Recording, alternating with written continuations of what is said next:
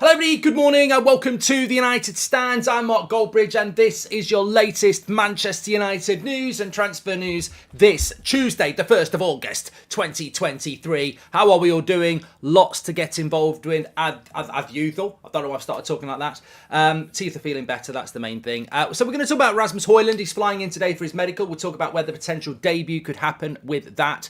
We're also going to talk about a little bit about Mason Greenwood. Look, we've never hidden away from the Mason Greenwood story, even though I know it divides opinion. I've been on stage in Dublin, Manchester, London, and I've been on here on the regular, and we've always spoken about it, and there are rumours coming out, so we will hit them head on about what's potentially likely to happen with him. Also, Manchester United interested in Lavia of Southampton. Fabrizio's been talking about this, a couple other UK outlets as well, so look, it's not just been pulled from my arse, it is a genuine story. We'll talk about that. I've got quite a controversial take on that, I think, as well. But good morning to everybody. Everybody is saying getting that. A few Liverpool fans coming in saying you're not going to get Lavia.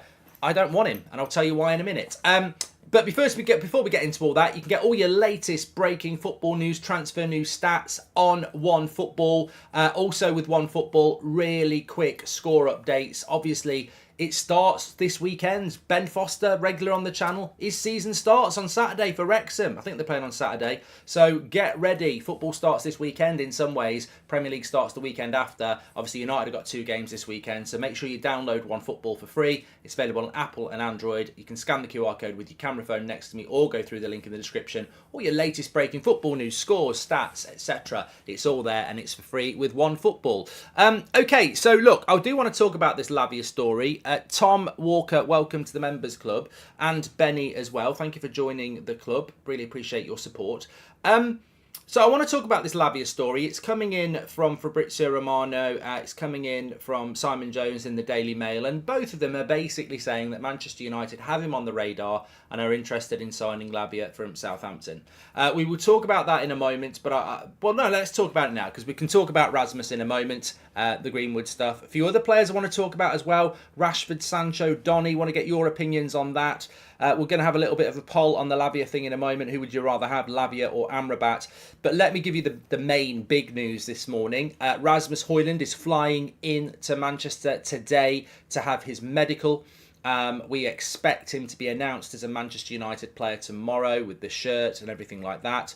So it'll be Rasmus Wednesday for Manchester United. Not a major surprise, I don't think. I go back to probably just after the game it was at Edinburgh when we played Lyon 2 weeks ago. 2 weeks ago tomorrow. Andy Weatherall was just gifted a membership. Cheers, Andy. And there was a lot of talk at that point that we were going to get the Rasmus Hojlund deal done really quickly. I think logically it was always going to be what's happened.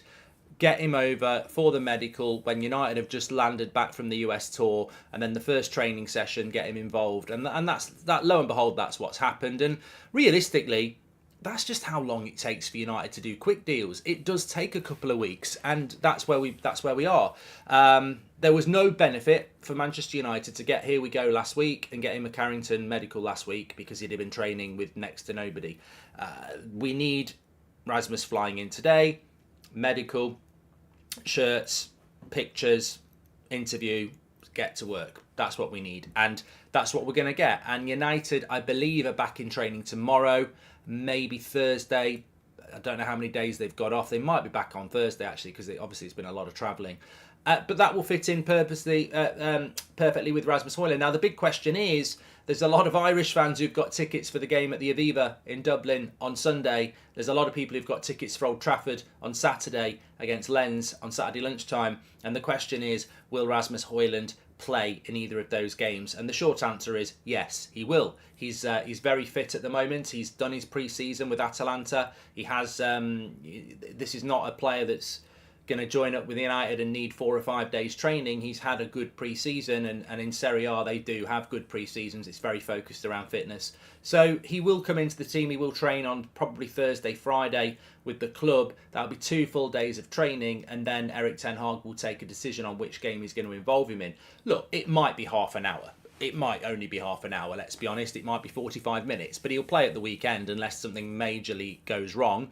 The suspicion is that he'll play in the Dublin game simply because it's another day where he can train Thursday, Friday, Saturday, maybe have a light training session and take him to Dublin and play there. There's no preference about pleasing an Irish crowd because we're at Old Trafford on the Saturday. Now that could change. He could be, Ten Hag might go, I don't want you to travel to Ireland, you can have Sunday off and I'll play for a little bit against Lens because ultimately we're building towards that Wolves game.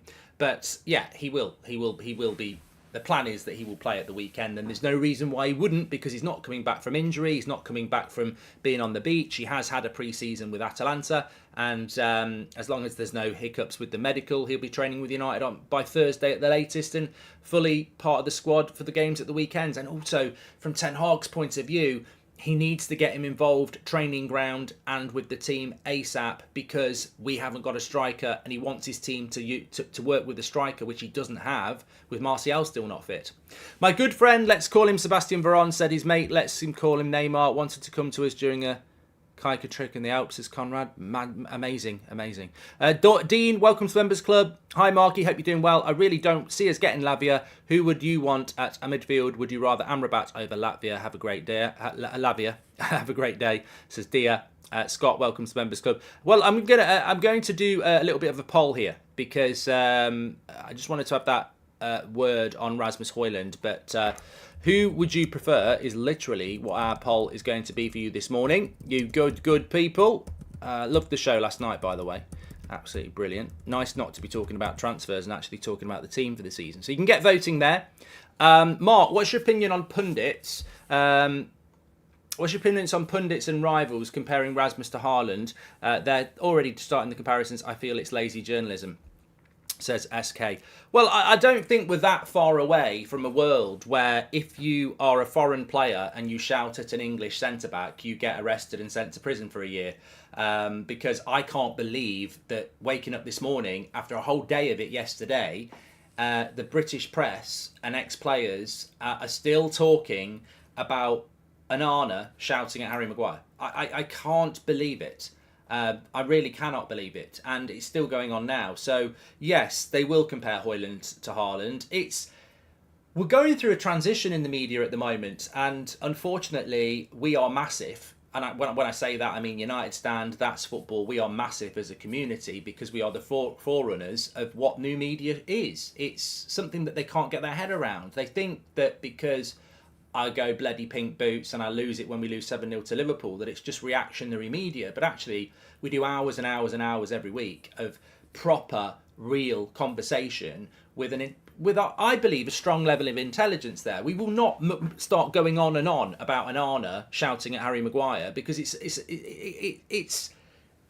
I mean, look, how can the mainstream media moan about fan content when they waste so much time talking about, I mean, if they were going to mould the game, I think we're going to end up with an anti-foreign league where everybody holds hands, and if you get relegated, you win the Premier League with Man City as well, because it's all about taking part. It's like my kids' school sports day a few years ago. One of them wins the race, but so does the person who finishes last, and they all hold hands singing "Heal the World" by Michael Jackson and just walk off. And I'm like, what have I just seen? I don't get it. And I just think it's narrow-minded, because if the excuse might be we need to fill time. You don't need to fill your time with crap content. Now, people are probably saying you do it, Goldbridge, but we work really hard to try and bring different topics and different angles every day, because there's plenty to discuss. I mean, we'll talk about Greenwood in a minute. But look, Haaland is not Hojlund. The only thing about them is the name. And Denmark's not too far away from Norway, and they're both young and they've got blonde hair. Completely different players. It takes you 2 minutes on a Google search to find that out. I mean, we've done videos, obviously, explaining that. As I said, I did a video on That's Football yesterday about Hojlund and Haaland, and I said that Hojlund could be better than Haaland. But I don't mean it as a player, I mean as a transfer. Manchester City are a beautiful person who put makeup on when they bought Haaland. And what I mean by that is they were already winning things, and Haaland just added a little bit more. Bit of icing on the cake. Manchester United are Ned Stark FC, headless. We've got nothing up front. And Hojlund could provide us with that. And if he does, that's a huge step up. What I'm saying is Haaland to Man City took them to the next level, but the level they were at was already very, very high. Hojlund, if he does well at United, could take us from a team that fights for fourth to a team that fights for big titles, which we haven't done for 10 years. Well, that's a much bigger step up than what Man City have done with Haaland. They'd won 2 titles in a row, and now they've won the treble. It's a big step, but it's still major success. We could go from never being up for winning any big trophies over the last decade to a big point. And I think Hojlund and Haaland, you could compare them on impact of what they can have on their club, but you can't compare them as players. Erling Haaland's one of the best penalty box strikers in the game. He's quick, he's powerful, he's bloody hard to stop. Rasmus Hojlund hasn't got that CV. He's not a penalty box striker. He's got the potential to do that. His attributes are very different. In some ways, he's like a winger up front. He carries the ball, he dribbles the ball, he's strong. He's very good in the press. I think he's better than Haaland in the press, who's learning to be better. But they're not similar. But of course, lazy media will do it. But they're not similar. And Hojlund's not ready to take on Haaland goal. The only thing you can judge them on is goals scored. But Man United aren't good enough compared to Man City to create the chances that Haaland gets anyway, and Haaland's a better finisher at the moment. So they're not comparable in my mind at the moment. You can only compare the impacts they have on their teams. As strikers, Hojlund's not ready for that yet and shouldn't have that, and we should resist it.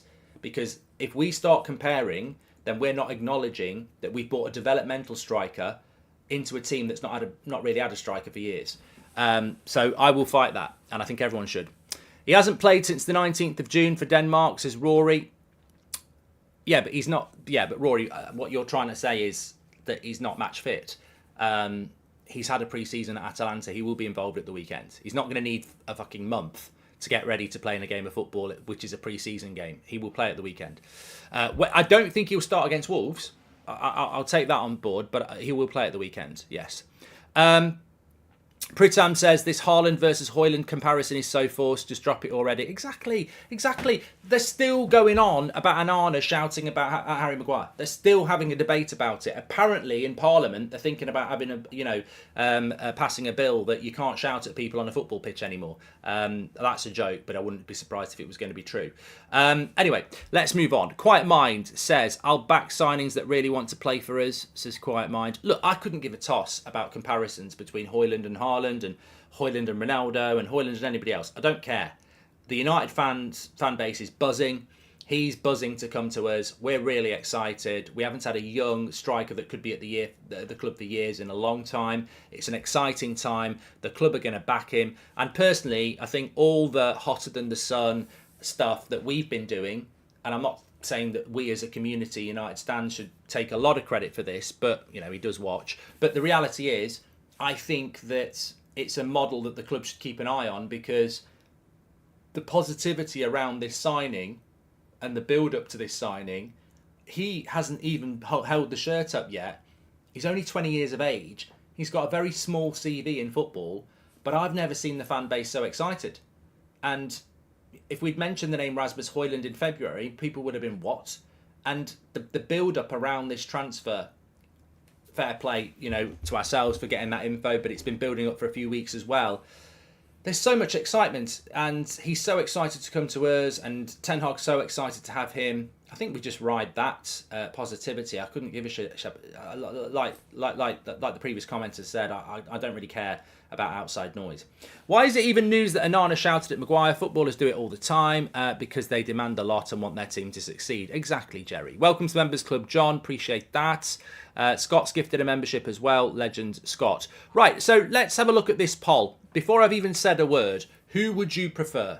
Lavia or Amrabat? 39% of you have gone with Lavia. 61% of you have gone with Amrabat. Some people might say that's quite surprising, but we need both, says Cece. I think that's a great point. We need Hojlund and Kane. We need Lavia and Amrabat. I would get rid of McTominay, Donny and Fred and bring Amrabat and Lavia in every day of the week. Of course, that's the level that we need to be at. Keeping people like Harry Maguire, Scott McTominay this season, for me, is an indication that we're still way off Manchester City, because there's no way in a million years that Pep Guardiola keeps players like that at his club that don't have a future. So yes, of course we need both, but we are still owned by the Glazers. That won't happen. Big topic coming up on Mason Greenwood as well. We'll talk about that in a minute. James Cave says, I'm super excited about Hojlund, but we should be getting another striker to ease the pressure. Jimenez at Feyenoord would cost 20 million, but it won't happen. How feasible do you think Tony is in January? Says James. It's a good shout. I've not heard anything about United and Tony for a while. And V for Crazy gives, Hojlund gives me Martial vibes, a young, unproven striker with a hefty fee, with big potential, but can see him becoming a big player for us, says V for Crazy. And welcome to Members Club, Charles. Charles. Right, so let's... David says we need to prioritise Amrabat and sales. So, look, this story somewhat surprises me, but this is the news show, which we do every morning and have been doing for nearly 10 years. So we follow the news. I would not have been speaking about Lavia this morning, but effectively, this story is coming from Fabrizio on an article I think he did with Caught Offside, saying that United are interested in Lavia. And also from Simon Jones, the Daily Mail, also saying that Manchester United are interested in Lavia. It's payday. Here's a pint, says Rudolph the Red. Not heard from you in ages, mate. Hope you're doing well. Good to hear from you. And you just want to say the show last night was awesome. No transfer bullshit and just speaking about football. Bit jaded about this transfer window already. Oh, Angry Brit, last night was so good. I'm going to try and find another topic that we can talk about tonight. I absolutely... That's what gets me excited about the season. Getting back to talking about football. Last night's 8 o'clock show was just football. It was football for an hour. Ten Hag, not happy with the players, wanting more investment, you know, what we're going to do next season. I bloody loved it. And the more shows we get to do that, the better. Because, look, the transfer window is interesting. The news show is always dominated by transfers. And we're still in a transfer window. We can't ignore that. But, yeah, I loved it. I loved it. They're my favourite shows. Although I do enjoy the transfer stuff at the start of the transfer window. I think by the time you get to July, it can get a little bit heavy, can't it? But look, things are going on. Pep can play long ball. We need that option too, says Enjoy Writing. So, look. Amrabat is more experienced than cheaper, says Mazambo. Ace St. John, who's one of our members, says, I came back from and missed a banger show by one day. You can watch it. It's still there. It's still a good show. The Fabrizio Romano interview yesterday was very good as well. But anyway, Fabrizio has mentioned Lavia. He didn't mention that on the show to us yesterday. So this is obviously quite fresh news. What do you think about this story, Lavia to Manchester United? Look, there's obviously something there. If you've got Simon Jones in the Mail talking about it and Fabrizio Romano talking about it, Fabrizio's not really the sort of person that wakes up in the morning and goes, let me make up a story about Lavia and Man United. He's way too busy. He gets way too much information, and his pedigree as a top tier transfer journalist is undoubtable. So there must be something somewhere about Man United and Lavia. I would go back to the old Wheel of Fortune here that I mentioned at the start. When a transfer story comes out, there are a few angles. One of them is Southampton use Man United for their own purposes, maybe to boost the price up from Liverpool. Two, the player themselves uses Manchester United to force a move or get a better contract or force Liverpool to move quicker. That's two options. Number three, Man United genuinely are interested in Lavia. And there's probably two or three other options. I think this is Southampton wanting Liverpool to just get on with the deal. I don't think Man United are in for Lavia. And I think the logical reason is that we don't have the money at the moment to do any deal. We've got to sell to buy Amrabat. Liverpool are very, very close to getting Lavia, and they need to get Lavia before their first game against Chelsea in less than 2 weeks. United are not in a position to go and buy Lavia, and if they did, it would be stunning. And I think if they did, a transfer window that, for me, Lavia would suggest we are competent. This is the sort of signing that would happen if we'd been bought by Qatar. This is not a Glazer signing who have made it very clear we need to sell to buy now. We've got Onana, we've got Mount, we're going to have Hojlund, but we're not going to buy anybody until we sell. And the sales have dried up, if they have ever even started. So I don't think United are in for Lavia. No doubting Rashford's quality, but I'm concerned about his overall game beyond his goals. Doesn't press well and comes across disengaged and down tools. We're going to talk about that in a moment, Waltz. I wanted to talk about that. So, look, my initial impression is that I don't think we're in for Lavia. As Seb Watson says, we're being used to bump up the price. And, I mean, look, Don says he's not that good. He's not Casido. Calm the fuck down. And I think, look, I do think Lavia would be a very good signing for Liverpool, and I would welcome him at Manchester United. But He's only 19 years of old. He's only 19 years of age. He's almost like the Rasmus Hojlund of the midfield transfer market. His breakout season was last year. He didn't play 40 games. He's very, very, very well liked in the game, and there's definitely the potential for him to be really, really good. But he is just another Rasmus Hojlund in midfield. And do Man United need that when we're already buying Rasmus Hojlund as a striker? Do we need another young midfielder that we've got to put a lot of work in when we've got Mainu? So hot take, controversial take, I'm with the 61% in the poll that would take Amrabat over Lavia. And I'll tell you why. And I did the video last week, but Amrabat is 25. He's basically the finished article. You bring him into the team and he's ready to go. And either sinks or swims like any other transfer. There's always a risk with any transfer. With Lavia, you can see him being behind Eriksen, behind McTominay, because he's young and he's one for the future. And what we need in the midfield is somebody to come in and be ahead of Eriksen and ahead of McTominay and one for now. The price has got nothing to do with it. That's a Glazer issue. I am never going to pick Amrabat because he's cheaper than Lavia, because that helps the Glazers. It doesn't help me. I just think what we need right here, right now, Amrabat makes the most sense because he's ready to go, he's experienced, and he's better than McTominay and Eriksen. Whereas if you bring Lavia in, he could come into the club as one for the future, and we might not see him play that many games. And of course, when we're talking about the sale, if you bring Amrabat in and then we get taken over by Qatar, next summer they might go and spend £100 million on a midfielder. So I don't really see the point in Lavia coming in to United for a big price to be a developmental player over the next few years when we've already got Mainu for that anyway, and we might get new owners who want to come in and spend money on the midfield. So Amrabat for now makes a lot of sense to me, and his experience and skill set suits us. And if you watch that video I did about Amrabat last week, I think it was called Scout Report Amrabat, he gets a lot of yellow cards, he puts a lot of tackles in. That can be controlled, and obviously we want that tenacity. But his transitions are elite. Into the final third, he's amazing at it. And we've already heard people waxing lyrical about Onana's long ball game and how someone like Marcus Rashford and Rasmus Hojlund and Anthony should be able to exploit that with their pace. Well, Amrabat's really good at this as well, and we know Casemiro's got it in his locker. So the ability for Man United to transition really quickly makes it really difficult for teams to press as high up the pitch, because we've always got that out ball. I don't like long ball, but it's something that we are particularly good at exploiting.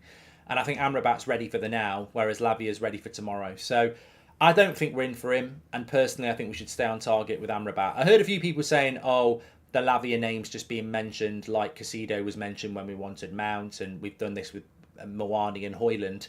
I mean, look, it's interesting, isn't it? I said that to you a few weeks ago. I said it to you last week. All this story about Moani that UK journalists were talking about, bullshit. We were never in for Moani. Moani was an option. He was an option for months, but we were never talking about Moani. We were always in for Hojlund. And I don't think that this Lavia story is United trying to get Fiorentina to lower the price. I think this is more probably Southampton trying to get Liverpool to get the deal done at the price that they want. But I don't believe we're in for him, and I think we should stick with the plan of Amrabat.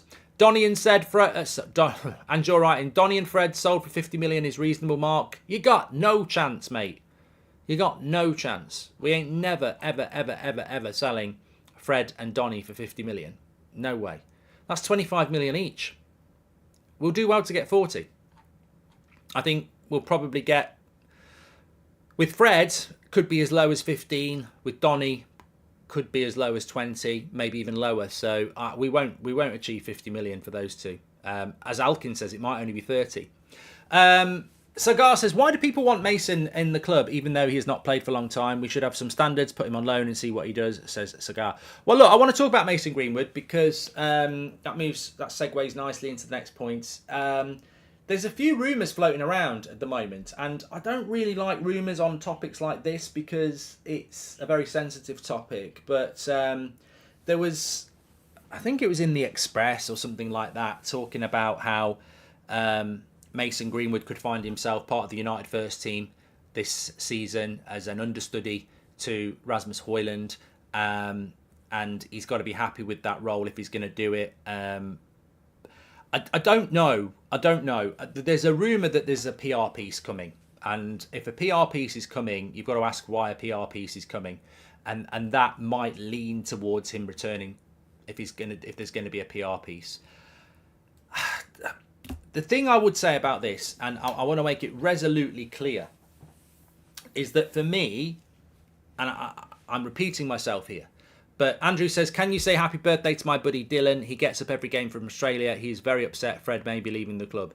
Happy birthday, Dylan. Don't worry about Fred leaving. This is Man United. We're rubbish at selling, and it probably won't even happen. Look, second chance, kick him out, whatever. People have an opinion. Let them have it. So I really don't care about that, in the sense that everyone's got an opinion. I'm not going to be surprised if they have one. I just think the loan deal makes the most sense because he hasn't played for 18 months. The media and fan backlash will be huge, and it will derail what we're trying to build. The minute you bring Greenwood back into that squad, the press are looking for pictures of Greenwood. The minute you bring Greenwood back into that squad and he's on the bench, the press are waiting for Greenwood to come on. And everything we're trying to achieve this season becomes about Mason Greenwood. It becomes the Mason Greenwood show, which for me is not good for him, because you've got to think about his mental health, and I'm sure he thinks he can deal with it, but nobody will have dealt with what he's going to deal with if we try that. It's not good for Ten Hag and what he's trying to achieve. It's not good for the club because there will be people who don't agree with it, and it's not good for the fan base because it will split it. So it makes no sense to bring him back as part of the first team as far as I'm concerned. I'd loan him out because it buys you time. It gives him recuperation. It gets him playing football. I think that's the most logical choice. And I'll be very surprised if United don't do it. And I think it caters for his mental health. It caters for the club's perception. It caters for Ten Hag and what he's trying to achieve this season without it being overshadowed. And it caters to the fan base because basically it's no decision, is it? That's the logical thing. But you do get a feeling that I think the most unlikely outcome at the moment is they just get rid of him altogether. I don't think that's going to happen. Man United are owned by the Glazers. He's got a value. I don't think that was ever going to happen. The second option is that you just bring him into the first team. And to me, regardless of what I think, and you know what I think, I've just said that, I think bringing him into the first team is just the most risky option of the lot. I mean, there are journalists out there, I'm not going to name their names, you can find them yourselves, who said he should never play for England football again and he should never play in the Premier League again. So those journalists are there. And, that's not even the ones who are staying quiet. There are people in the fan base who have said that, they will do certain things if he plays for Man United. I'm not going to say what, because that's for them to do. Would they really rip season tickets up? Would they really protest? I don't know. There is a dressing room that, some people are okay about it, some of them aren't. There's a manager that some people seem to think he wants him back. I don't know about that. I just think what I will say is, if United decide to bring him back this season, and look, again, I still think the loan deal makes the most sense. But if they decide to bring him back this season, you've got to question this board. You've got to question the big decision makers, because it's not Ten Hag. And you've got to question, if you were going to do this, why did you not do it at the start of June? So that you've got a whole 6 weeks before the start of the season to ride the storm. And there will be a storm, of course there will. There'll be a storm of positivity. There'll be a storm of negative, but there will be a storm. Why would you wait until, a week and a half, a week, half a week before the first game of the season to announce that? Why would you do all your PR about that just before the start of the season? It'd be a weird move. And I think whatever they decide to do, the timing is never going to be good. But just before the start of a season, I think the timing's ridiculous. We want to go into this season with a clear head, focused and positive on the season ahead. And at the this has the potential to really blow up into something big. And look, I don't know which way it's going to go. We'll just have to, as individuals, as a collective, we'll all have to deal with it together. When the club is made, it's out of our hands. But you get some people on social media saying, I can't believe you think this, I can't believe you think that. What you can't believe that somebody might have a different opinion to you. Where have you been for the last few years since you dropped out your mum's chuff? I mean, everybody's got an opinion. Of course they have.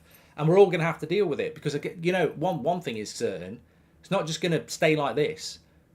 Something will happen. It's like the sale of Man United. Something will happen. It's not going to stay like this. The Glazers will either stay or they will sell. Greenwood will either be got rid of or he'll play for Man United again. That's going to happen. And I think the sooner those decisions are made, the better. Do you think the lack of takeover news means we'll end up with the Glazers staying, says Shane? I don't know.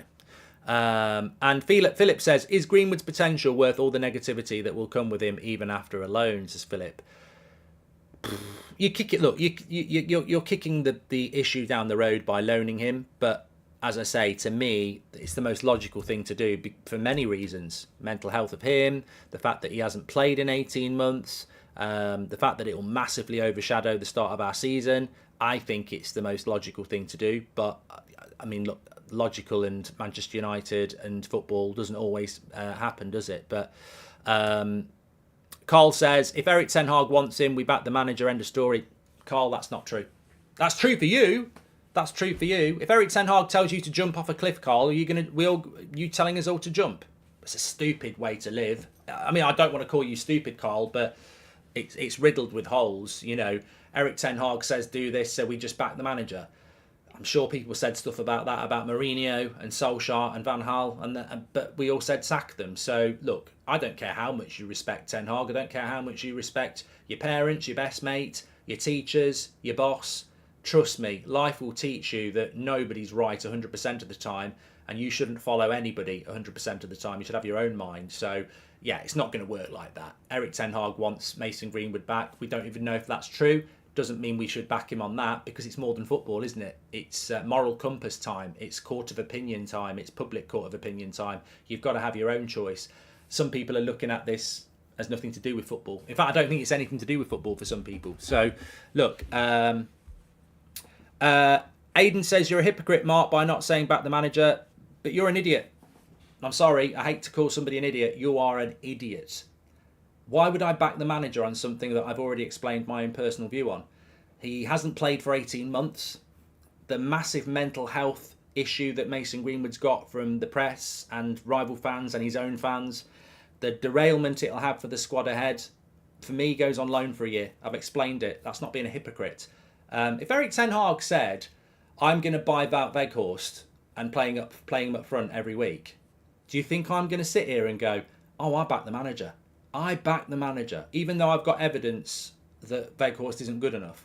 I back the manager. I'll back the manager to a point. You know, I'm behind the manager, but I'm not going to back him on everything, because I don't back anybody on anything. I've got my own mind, and I think you should have yours as well. And if you want to back the manager, that's fine. But you don't even know what the manager wants. You're just taking paper stories and little hints that he wants Greenwood back. We don't know that for sure. But look, I don't mind talking about this. It's absolutely fine. But it will generate nastiness in the chat, as it already has, because unfortunately, narrow-minded people get very resolute about their opinion. Intelligent people, the more they research and think about something, the more outcomes and sides of the story they see.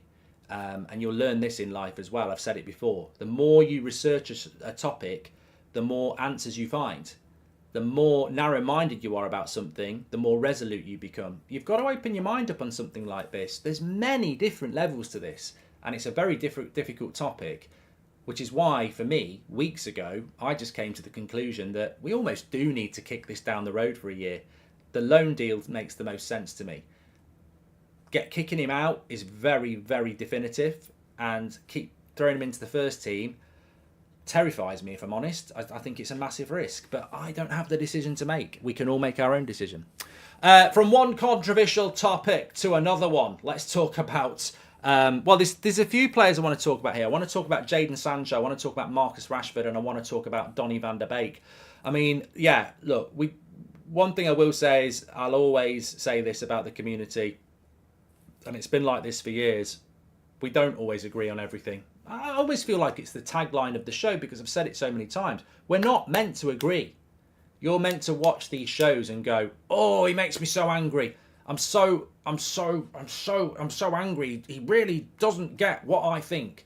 Or there'll be people going, you know what, he's absolutely nailed it there. That's the whole point of what we do the United Stand for. It's to generate, hopefully, people who can understand and respect their own opinions, but also be open-minded enough to listen to others. I definitely don't agree with most of what's said by most of you, but I read it and go, that opens my mind up a little bit, unless it's something completely abusive or narrow-minded. But there's a lot of good stuff that gets put in the chat that I don't agree with, but I'm fully aware that life wouldn't be the great place it was without opinion. And moving it on to Marcus Rashford, look, I've read a lot of this, and I wanted to talk about Rashford because I've read a lot over the last sort of 24, 48 hours about how disappointing Marcus Rashford's been in pre-season. I think Ten Hag's hinted at it himself. How selfish he is when he's got the ball. How he's just not evolving into the player we know he can be. There is no doubt that Marcus Rashford is able to score 30 goals. There's no doubt that when he's on it, he's an unbelievable player with absolutely top level flair. He can skip past players, he can put the ball in the bottom corner, and he can do it smoothly. But there are people out there saying the flip side to that is he's not like that 100% of the time. There will be, a month or two in a season where he's really off. His first touch is bad. He's hitting shots all over the place. And one thing that's consistent is, as a creator, he's subpar. He doesn't look for teammates. He doesn't look to play as a team player. His pressing looks disengaged. Physically, he's not the player he was. So look, I think this is I do want to talk about Rashford because I think this is what happens with big players. I mean, Ronaldo was questioned all his career and proved people wrong. And Rashford's not Ronaldo. Neymar's not Messi. There are levels to this game, but we've just signed Marcus Rashford on a very big long-term contract. Trevor says Rashford thinks he's made it after one good season. Look, Marcus Rashford's battle, if I was speaking to him, is that you've got to keep yourself grounded. Like, I've just mentioned somebody there. Cristiano Ronaldo, for over 20 years, was one of the best players the world's ever seen. And yet, every minute of every day, he was proving people wrong.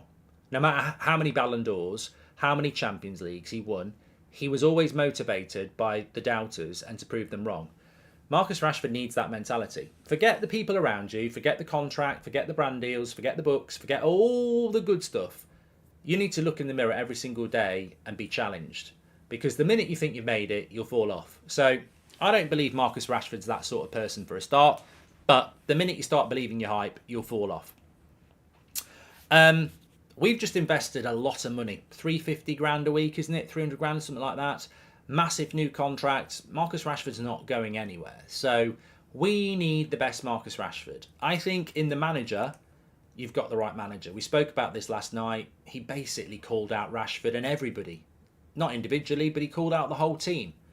Playing as individuals, not following his orders. So maybe Rashford fits that. Maybe Bruno fits that. But Ten Hag is fully aware of this. And I just don't think that we need to worry about Marcus Rashford. I think really it's just there's always going to be a certain percentage of the fan base that thinks he's a bit overhyped. And there's always going to be a certain percentage of the fan base that probably don't think he's as good as he is. But then next season, we'll be celebrating goal after goal from him because he is the player that got the most goals for his last season, and I think that will happen again. The one criticism I've always had of Rashford, and we sort of saw some improvement with it last year, is closes his eyes on headers, started scoring a few headers last year. So there is improvement there. What we desperately need to see from Rashford is that there's a dynamic where I think he's the goal scorer of the team, and that makes him shoot a lot. But we've got to have service from the left. And if he's going to play from the left, we've got to have service from the left. And that doesn't mean that Marcus Rashford's got to be looking up for Hojlund every minute of the game.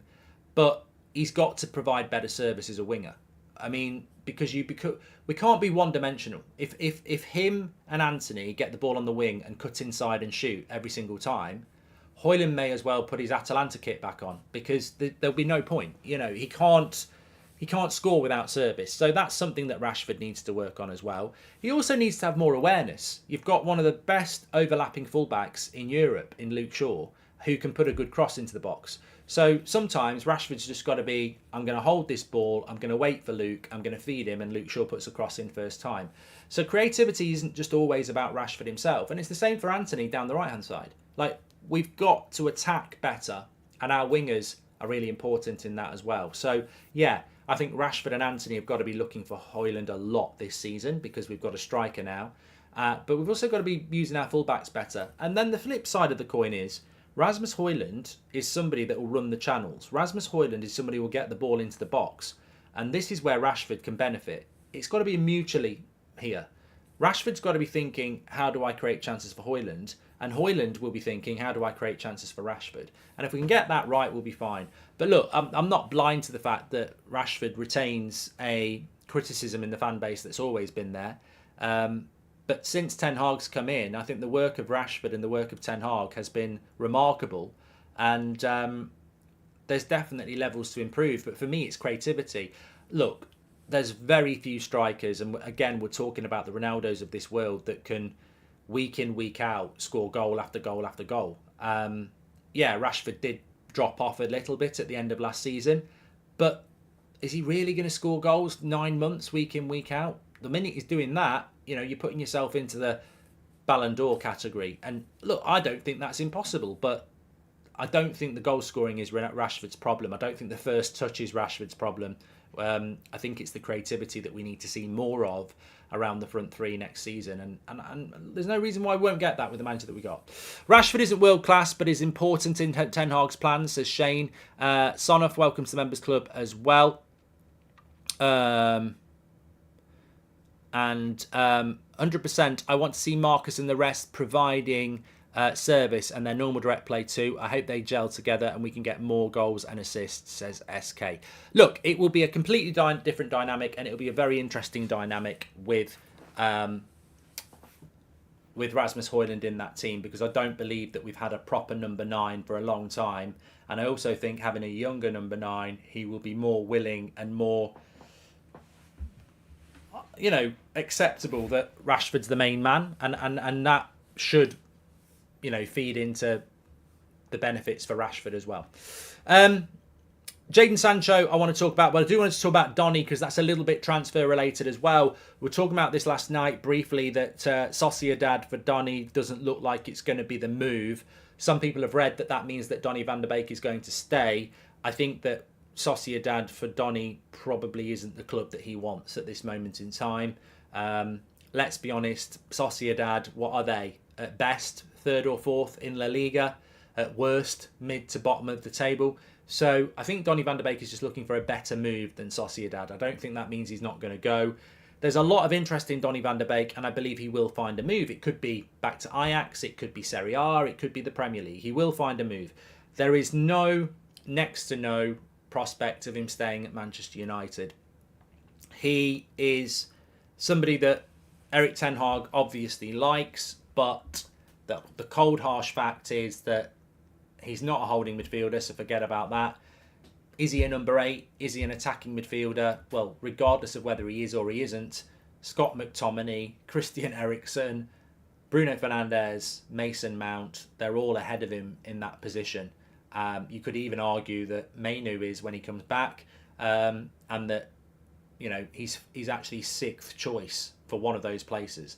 Man United need to raise transfers. It's logical that they would let him go. And Donny van der Beek wants to play football after a 3-year nightmare. So he is not a prospect to stay at Manchester United. I know that it's been discussed ever since he scored the goal in Edinburgh that he could be an option for Man United. But his game time on the US tour was pitiful, comparable to others. And he is clearly He's clearly not part of Ten Hag's immediate plans. So Donny will be pushing this move as much as Manchester United, and I fully expect him to find a move. What United need to do, guess what? I've played the game, says Azad.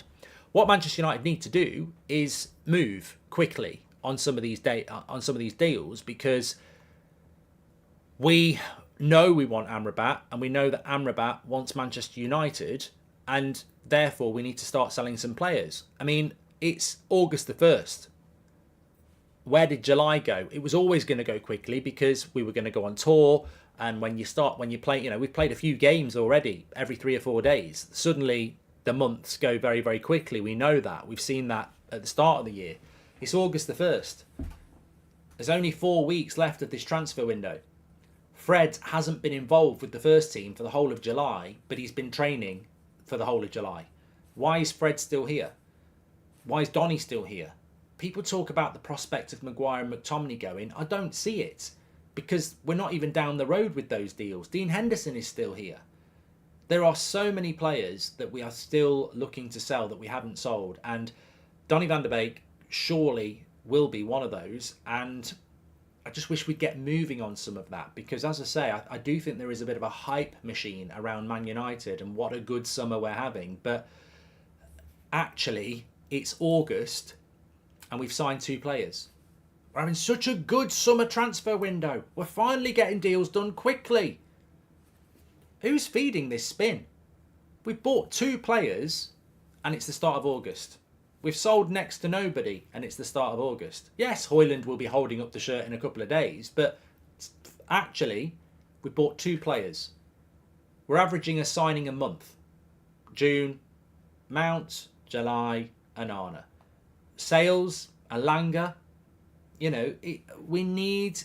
August needs to be much, much quicker.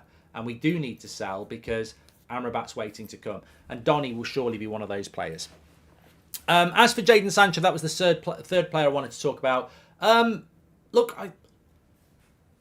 The story's always been United would listen to offers for Jadon Sancho if the right offer came in. There's no reason to disbelieve that. We couldn't sell a winning lottery ticket, says Charlie Max. There's no reason to disbelieve that we would sell Jadon Sancho if an offer came in for about £50 million.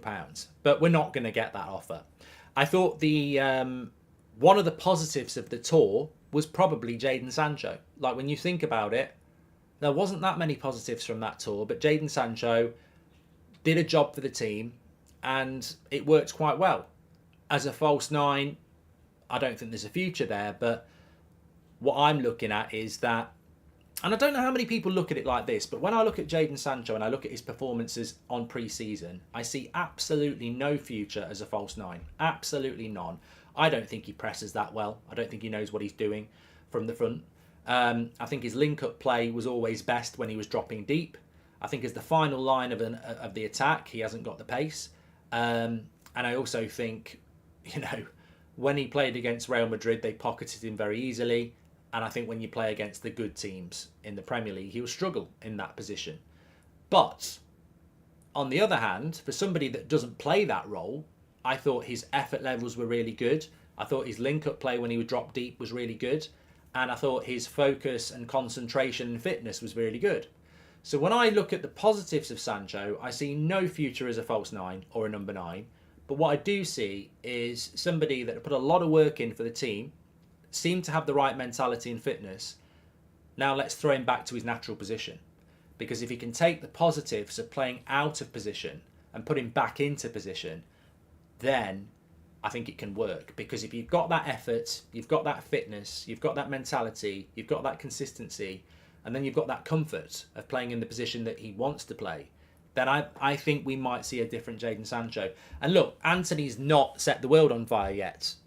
So I think that what I'm trying to say is I don't think the story is over for Jadon. And I said that at the start of the summer.